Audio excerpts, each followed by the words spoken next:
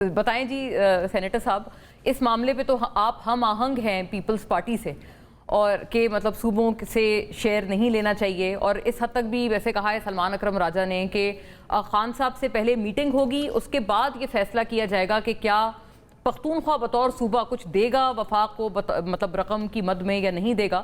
تو یہ میٹنگ آپ کو لگتا ہے کہ کروا لیں گے آپ کی اس بنیاد پہ، اور آپ کی طرف سے کیا سیاسی اسٹریٹجی ہے پھر؟ بسم اللہ الرحمن الرحیم. ایاک نعبد و ایاک نستعین. اگر یہ میٹنگ نہیں کرائیں گے تو یہ اپنی بیوقوفی کے اوپر ایک اور سٹیمپ لگا دیں گے، اور اس سے زیادہ میں کیا کہہ سکتا ہوں. آپ کو اس وقت ہر وہ چیز چاہیے جہاں سے آپ کو کسی قسم کی مدد کی ضرورت ہے. اور یہ یاد رکھیں، اچھا ان جنرل اگر آپ دیکھیں اس بجٹ کو دیکھیں تو اس بجٹ کے اندر آپ دیکھیں ہر جگہ پہ پیراڈاکس ہے. اپنے آپ کو بجٹ نگیٹ کرتا ہے. آپ ایک فگر اٹھائیں، بجٹ ایک چیز بتاتا ہے، گروتھ بتاتا ہے. دوسری طرف دیکھیں تو پاورٹی انکریز ہوتی ہے، گروتھ کے ساتھ پاورٹی انکریز نہیں ہوتی. ایک طرف اگر وہ کہتا ہے کہ میری گروتھ ہو رہی ہے، دوسری طرف آپ کی انڈسٹری بند ہو رہی ہے. سو ہر جگہ پہ جھوٹ ہے. میں ایک مثال دے دیتا ہوں. دیکھیں پر کیپٹا انکم، جو آپ کی ٹوٹل انکم ہے ان ڈالرز، اس کو ڈیوائڈ کر دیتے پاپولیشن سے. انہوں نے جو لکھ کر دی ہے 1901 لکھ کر دی ہے. $1901 انہوں نے کہا پر کیپٹا انکم ہے. اچھا 1901 تب ہوتی ہے جب پاکستان کی پاپولیشن 23 کروڑ ہو. ایز وی اسٹینڈ ٹوڈے 2026 کی پاکستان کی پاپولیشن تقریباً 26 کروڑ کے قریب ہے. 25 کروڑ 90 لاکھ پلس پاپولیشن ہے. اس کو آپ کرتے ہیں تو 1730 کے آس پاس یہ آ جاتا ہے. 2022 میں جو پاکستان تحریک انصاف نے جو دیا تھا اس میں 1700 اینڈ سم تھنگ تھا، اس میں 1730. مطلب آپ کو فگرز بلیویبل نہیں لگ رہے حکومت؟ جھوٹ ہے، جھوٹ ہے. آپ ایک کام کریں، یا تو ان سے پوچھ لیں، اگر حذیفہ صاحب کو پتا ہو آپ ان سے پوچھ لیں کہ بھائی جان ذرا بتا دیں کہ پر کیپٹا انکم نکالتے کیسے. آپ لوگوں کے یہ 30 مارخانوں نے کون سا فارمولا ڈالا ہوا ہے کہ جو 1901 آ گیا ہے. سمپل سی بات ہوتی ہے، جو آج کی پاپولیشن ہے اس پہ ڈیوائڈ کر دیں. 450 بلین انہوں نے ڈالرز بتایا ہوا ہے یہ ان کی انکم ہے. اس کو آپ وہ کر کے دیکھ لیں، ٹھیک ہے. اب بات آ جاتی ہے اوور آل. دیکھیں جب آپ کی پالیسیز غلط ہو نا، اور آپ لوگ چونکہ پڑھے لکھے نہیں ہیں تو آپ کو پتہ نہیں چلتا کہ ہم لوگوں نے ہسٹری اور آس پاس کے ملکوں میں کیا ہوا ہے. اب یہ ایک چیز ہے، فار ایگزامپل یہ NFC جب ہم دیتے ہیں کسی کو، ٹھیک ہے، اس میں تو آپ یہ سوچ لیں کہ یہ 57.3% جو NFC شیئر جاتا ہے یہ صوبوں کو بیٹھے بٹھائے مل جاتا ہے. اچھا یہی ساری چیزیں کسی زمانے میں چائنا میں بھی ہوتی تھی. اس میں یہ ہو جاتا ہے کہ آپ ڈسکریج کرتے ہیں صوبوں کو کہ وہ کچھ کام کرے. اصولاً یہ ہونا چاہیے، تو چائنا نے اپنی پالیسی بدلی تھی کہ آپ جتنا بھی اپنے آپ کو سرپلس لے کر جاتے ہیں، آپ اس کا جو اوور اینڈ ابو ہوتا ہے you can keep it. Correct, صحیح، ٹھیک ہے، سو دیٹ ان کو انسینٹیوائز ہو. اب ہم لوگ کہہ رہے ہیں کہ بھائی جو تمہارے پاس سرپلس ہے وہ ہمیں دے دو.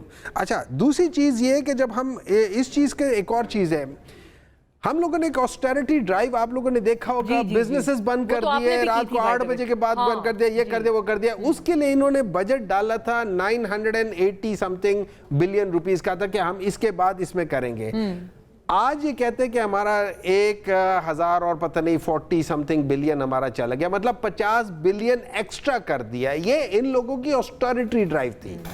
کین یو انڈرسٹینڈ ان لوگوں کی پالیسیز ہے. اس پہ شاید ہمارا واحد پروگرام ہے سینیٹر صاحب جس پہ ہم نے بڑے تھورو پروگرامز تفصیل سے کیے ہیں. نہیں دیکھیں ایک بات یاد رکھیں، بہت لاس ہو رہا ہے بزنس کو، کاروباروں کو. ان سب غلط کام میں آج آپ کو پتہ ہے as we stand today Pakistan کی جو جس کو ہم کہتے ہیں ایکسٹریم پاورٹی، وہ آلموسٹ انڈیا کے قریب پہنچ گئی ہے. انڈیا کی پاپولیشن ان سے 6 سے 7 گنا زیادہ ہے. اچھا اس سارے کرائم میں جو پاکستان کے ساتھ ہو رہا ہے PMLN کے تھرو، ان کو سپورٹ کرنے والے پیپلز پارٹی ہے. اچھا یہ جو کہتے ہیں نا ہم نہیں ہیں، ان کا رول ایک پیالی کے نیچے، زہر کے بلے ہوئے پیالی کے نیچے جو پرچ ہوتی ہے نا، جس نے اس پیالی کو پیش کرنا ہوتا ہے اور عوام کو پلانا ہوتا ہے زہر کا، وہ یہ لوگ ہیں. That's quite sharp. حذیفہ صاحب اوور ٹو یو. ظاہر ہے وہ شرمیلا بی بی پہ بھی انہوں نے اینڈ میں بات کی اپنے ریمارکس میں، لیکن اس کا بتائیں کہ فی کس آمدنی وہ کہتے ہیں آپ نے 1901 آپ نے کس طرح سے نکالی، ڈرائیو کی آبادی کو دیکھتے ہوئے؟ پہلے بالکل ان سوالات اور اس تنقید کا جواب ضرور فرمائیں۔ جی بہت شکریہ آپ کا کہ مونا آپ نے مجھے ایک لمبے عرصے بعد ہماری ملاقات ہو رہی ہے۔ جی میری بہنوں جیسی ہیں آپ، لیکن میں آنر ہی کہوں گا کہ وہ جانے محسن تھا تو بھی ضدی ہے، نہ مجھ میں بھی تھی، جھکا تو بھی نہیں، جھکا میں بھی نہیں۔ ایک معمولی سی غلط فہمی پیدا ہو گئی تھی، لیکن بھائی بہنوں کے آگے جھک جاتے ہیں۔ میری آپ بڑی بہنوں چھوٹی بہنوں جیسی ہیں اور میں بڑا آپ کی قدر کرتا ہوں۔ اب میں سوال پہ آ جاتا ہوں۔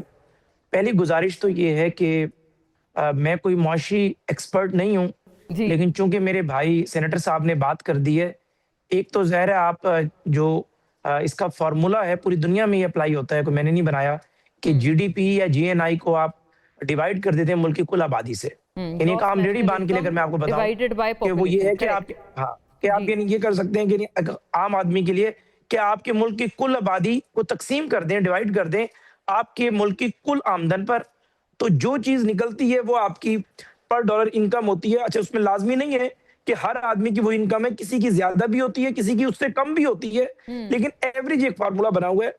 اور جتنی بھی ماضی میں حکومتیں رہیں پاکستان میں، اس کے اوپر جب ہم حکومت میں نہیں ہوتے تو ہم ان پہ تنقید کرتے ہیں کہ اعداد و شمار فج کرتے ہیں، اور اسی طریقے سے اپوزیشن کے پاس سب سے آسان ٹول یہی ہوتا ہے کہ وہ کہے کہ جی اعداد و شمار کو فج کیا جا رہا ہے۔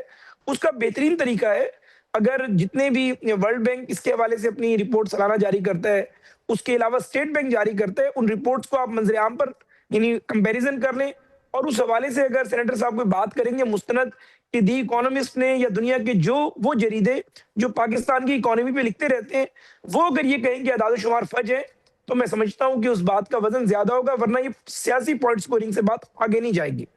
دوسری بات میں شہباز رانا کی ضرور کروں گا کہ شہباز رانا کی میں ذاتی بڑی قدر کرتا ہوں۔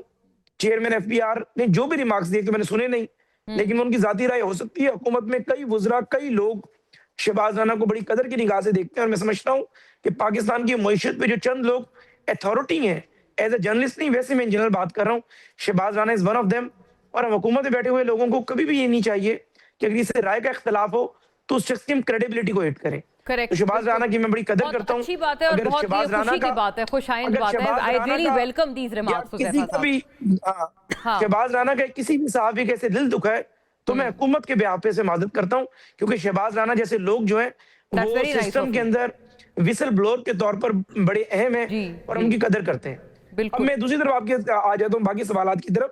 ایک تو گزارش یہ ہے کہ شرمیلا باروقی صاحبہ نے فرمایا 18ویں آئینی ترمیم کے حوالے سے، ظاہر ہے ہماری الائی ہیں، میں صرف ایک ہیلدی ڈیبیٹ کی خاطر ایک سوال میری بہنوں جیسی ہیں ان کے سامنے رکھوں گا کہ 18ویں آئینی ترمیم میں صرف ایک یا دو چیزیں تھیں جو بھٹو کے آئین میں تھیں، اور اس کو بعد میں ماشاءاللہ ادوار نے ختم کر دیا تھا یا شامل کر دیا تھا۔ 58 بھی اس میں سے ایک تھا جس کے لیے 18ویں ترمیم لائی گئی۔ باقی بہت ساری چیزیں 18ویں آئینی ترمیم میں بھٹو کے آئین کے 47 سال بعد رضا ربانی صاحب نے اس بنیاد پر کنسنسس کر کے شامل کروائیں کہ آئین میں مزید بہتری کی گنجائش موجود ہے۔ بھٹو صاحب ٹورزم کی وزارت کو مرکز کو دے کر گئے تھے، تعلیم کی وزارت کو مرکز کو دے کر گئے تھے، صحت کی وزارت کو مرکز کو دے کر گئے تھے، اس طرح بے شمار اور چیزیں۔ این ایف سی کے حوالے سے ان کا فارمولا اور تھا، لیکن ظاہر ہے ہم سب اکٹھے بیٹھے اور 2010 میں کوئی بندہ یہ کہے کہ جلدی میں جلدی نہیں کہتا، پی ایم ایل این کی پوری مرضی شامل تھی، ہماری مشاورت تھی، اس کمیٹی میں ہم موجود تھے۔